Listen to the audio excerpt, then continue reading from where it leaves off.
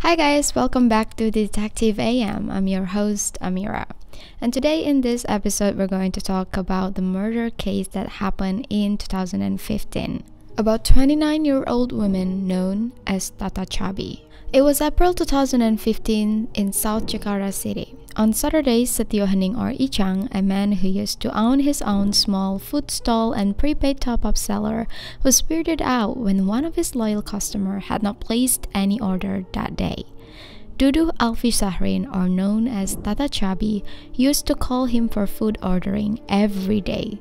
Tata and Icang has been friends for 10 years, and when he had not heard from her, also did not receive any order from Tata, he had a bad feeling because all along this 10 years friendship of them, Tata always at least called him once to order food. His food stall was located very near to where Tata lived. Tata stayed at rumah kos, a term for a rent room in Indonesia, and where Tata lived is a normal small kos in Tebet area, South Jakarta. It was a house full of rentable rooms, and one of them was rented by Tata, and she has been there for 10 years. That's when she met Icang for the first time, and also because they've been both together there for 10 years, Icang selling his stuff while Tata lived there. That's why their friendship was really last long. So Icang think, you know what, maybe I should go check on Tata's room. So he knocked on the door, but he did not get any answer, even though the light could be seen from the outside. Icang knew that Tata was inside, but she thought, you know what, maybe Tata didn't want to talk to him yet, or Tata was sleeping, or Tata just don't want to be disturbed. So Icang retreated back to his stall. Icang was still confused. Where was Tata? There's a discrepancy between this story. Based on target operasi, the one who knocked on the door and reported their worries was the two women, the neighbors and friends of Tata. These two women then proceed to ask the guard, who was a man, to check on Tata's room with spare key. But based on file reskim Trans 7, it was Icang who knocked on the door, and then I don't know how or why the guard of this kos called him and asked him to check on her again. And the guard was actually a woman, so we don't really know which one is the correct one, if it's actually connected, but both of them came to the same conclusion. After someone got in with spare key, they found the bed was empty. Too empty, it didn't even covered with bed sheet, which was super weird. Juliana, the guard, the woman whom Icang said was asking him to go check on her earlier, said when she first came into Tata's room, she found the scene really strange. To her, Tata was a neat person. She usually had her bed with sheets and very clean. So when she moved forward and saw a sheet was laid on the floor, she just lost her mind. There was lying there a naked body covered in a sheet and blanket. It was bloody, and the only body parts visible was the left hand going upwards, the right hand on the side, and both of the feet. It didn't take her a long time to know that it was Tata Chubby, who has been missing for the entire day. Juliana then called the owner of the kos to report this, and then reported this scene to the police. Police received the news around 8 p.m. and when police found the body, it was clear to them that Tata was killed. She had strangulation mark around her neck, possibly caused by a cable cord from her hair strengthener, and had a black socks inside her mouth.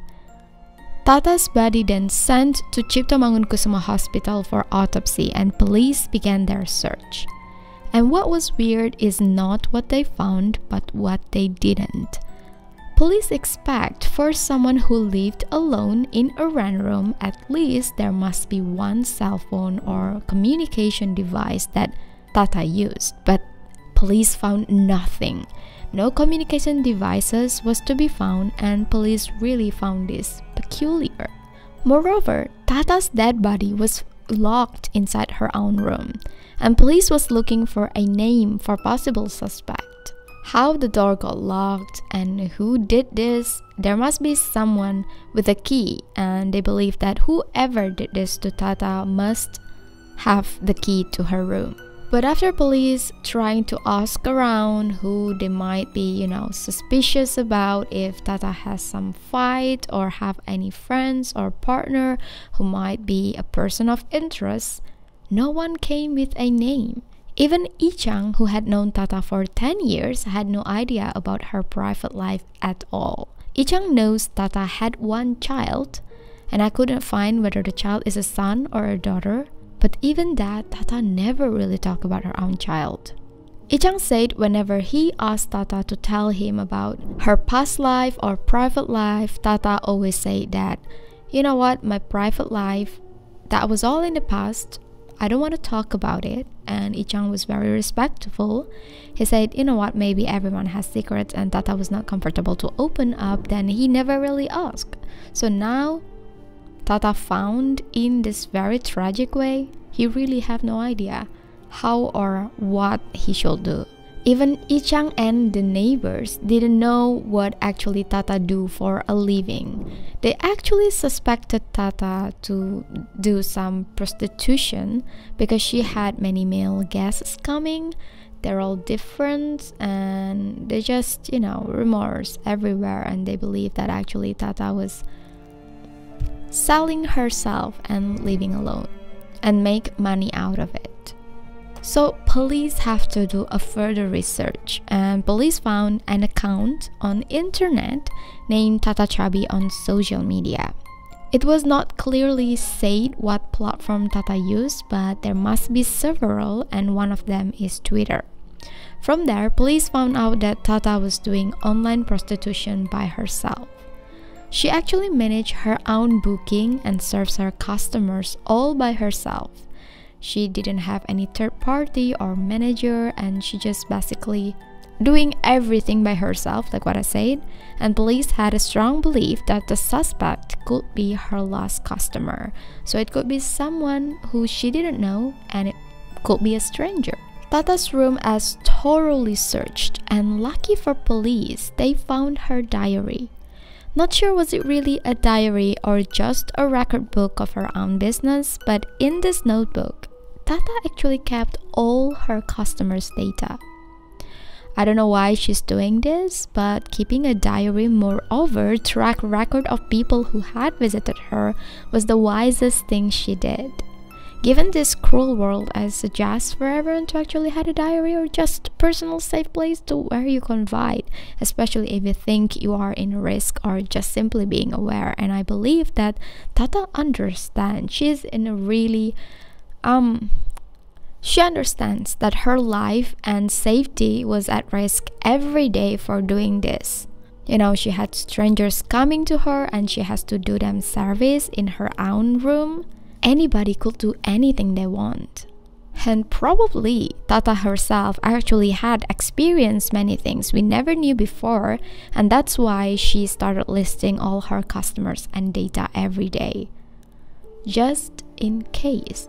And it breaks my heart because what she feared the most really did happen to her. I believe she kind of aware. Why would you note down a name and number of your customers every day if it wasn't for your own safety? So from this list, police made the few last names as a suspect, as a person of interest, and of course, they were really interested with the last one. They investigated the number and found the name.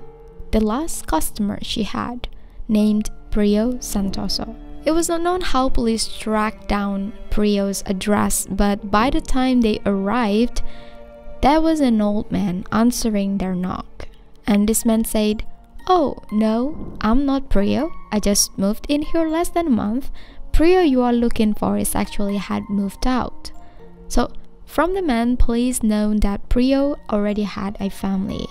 He was a married man, and had been married for 3 years at that time, and already had a pregnant wife and 1 children. So after police got the address, they just had to where Priyo said to be having his new home. And it was around 3 a.m. And while they're confirming around with the neighbors, there's a new family, and the man of the family name was Priyo Santoso. It just matched and clicked with what the police looking for, so they finally came to his doorsteps. Again, there is a different scenario told from the two sources. Target operatives say they came in to Priyo's house without warning and ambushed at 3 a.m. and made an arrest on spot. While from file arrest scheme, they actually knocked on the door. A police actually came in with casual clothing, acting like they were not the police, and asked for the man who opened the door, asking for his name. And then when the man who answered the door said his name was Priyo Santoso, police know they found the right guy. Police still asking him casually and now asking for Priyo's number, and Priyo said sure he can give police one. And when police get his number, they tried to compare it with the one inside Tata's diary, and that is just to confirm the Priyo that they are talking to is actually the Priyo that Tata had as her customer.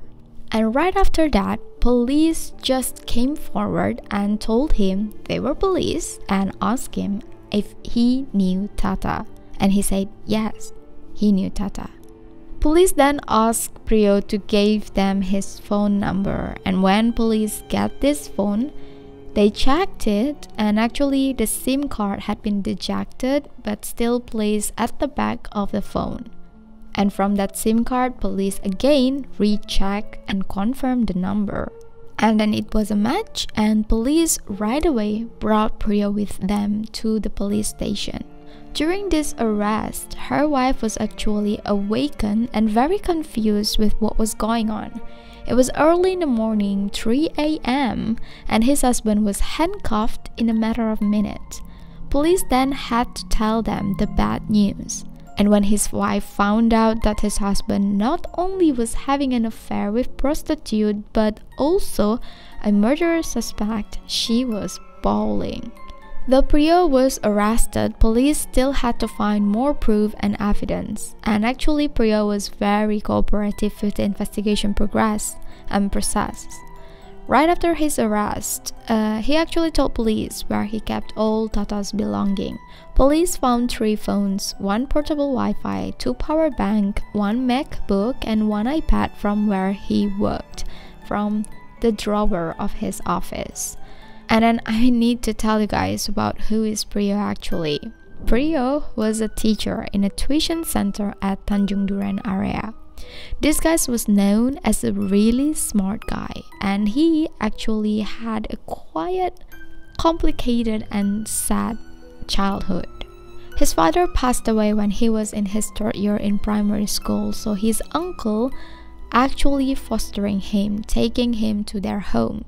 And he was far from a bad boy. He was actually known as a really good person since he was a kid, like an ideal children every parent wants to have. And he was top of his class, known for very good in calculating in math, and that's what he's teaching. He was even a student in a pesantren. Pesantren is a religious boarding school where Muslims resided. So he was known to be a really religious person, someone with a good morale. And with this background, again guys, it's so shocking to everyone knowing that Priyo actually committed a murder and infidelity. And again guys, never trust anyone you know only from their life story. It's really weird whenever we found someone, like you don't really know someone until you know that. Like you cannot really know someone unless you are that person, And for him to actually able to commit this crime, I'm not sure if there's some violence he did to his wife or his child, but how can this monster behavior was not detected?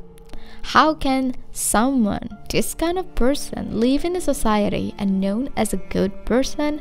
It just sounds really crazy to me, but think about it again. BTK and Golden State Killer, they were also a good family man. Like, it's just really weird. And somehow I believe that there might be some attempts Priyo had done previously before he murdered Tata, because someone cannot be escalated that quickly, right? Or could it be? And back to the story. So another phone he stole from Tata actually used by his wife. So police had to go back to his house again and ask his wife to give them the phone, which kind of funny because from the documentary, police actually came back together with Priyo to his house after actually just arrested him just to get the phone. And you see, I kind of startled with how Priyo had no defense with his arrest at all. And what even shocking to everyone was the fact that the motive why Priyo killed Tata. Priyo said he was offended because some of the words Tata said to him. Tata said, quote, "You had a very bad body odor," and later was elaborated as, quote, "You are tanned, filthy, and smell awful." Listen guys, there's nothing wrong with being tanned, but in Indonesia, being tanned is not cool. I don't know why. Maybe because we Asian loves white skin, but some people really think having a tan skin is kind of dull. But it's really not true. This is just how most Asians look at skin color, but it really don't matter. It has been always perceived here that most rich people will have a pale skin because they stayed indoor and not getting burned by sunlight, while the pale skin is everything, healthy, wealthy, beauty. So what Tata means to Priyo as being tan was actually like an insult, even though it's actually supposed to be not an insult. You guys know what I mean. And I also found a tweet made by Tata in his account saying, quote, "I really hate getting in a smelly taxi. Does your paycheck not enough to afford even a cologne?" End quote. And here she mentioned a taxi, but came to think about it again, when I read the story, maybe, just maybe, her taxi was just a metaphor. Like it could probably her getting in with someone as a taxi, but I really don't know. But it seems that Tata really had an issue with people with a bad smells. Like, okay, everyone does, but Tata took it to another level. And this is why Priyo killed her. Priyo said that it was actually one of the reasons why. And most of people don't really believe him, because if he really killed Tata because of what she said, then why Priyo took all of Tata's belonging? The phones, the MacBook, iPad, he really didn't spare anything, even the money. Everything is just gone, and people believe that actually Priyo already planned everything in his mind, because when police checked back the diary, the logbook, they found Priyo's name long before the murder. And Priyo actually, it was not the first time he met Tata, so it was not a crime of opportunity, but rather a crime of passion. And Priyo, probably on his first visit, she already saw that there are a lot of stuff in Tata's room, and that was probably when he had an idea to rob her and to kill her. And that's why Priyo came back again, acting like he was a customer, wanted some service, and while Tata was on a weak spot, he hit her and then strangled her with anything he could do. And probably Priyo himself already had an idea to strangle Tata with the hair strengthener cable, because it seems like it's kind of neat. It looks like Priyo had everything in his mind. And what really makes me angry is when Priyo on November 2015 convicted guilty as murdering Tata Chubby, but only convicted and sentenced for 16 years in prison. I really think it's really unfair, and I believe everyone thinks the same. Like, how could this be happening? He clearly had intention to murder her, to rob her, and only convicted for 16 years. I kind of believe that this is kind of biased because Tata a prostitute, and that was probably why the sentencing was really unfair, because previously he was charged with 18 years in prison and then got 16 years. Still not a long time, and I really am scared for the life of everyone, knowing that a murderer who could be so cold is going to get released in 16 years. This happened in 2015. 16, meaning on 2031, Priya will be free. And he's still very young. He was sentenced when he was 21 when he got this sentence, so it's going to be when he's 41 years old, he's going to be free. Oh my god. This kind of case really bothers me. It pains me. And it's really, really sad. Anyways, that's all for our episode today. Thank you so much for everyone who has been listening. And if you guys want to support this podcast, video, or channel, whatever it's called, please click subscribe and share it to your friends so that you guys can support us. See you guys on the next episode. Bye bye.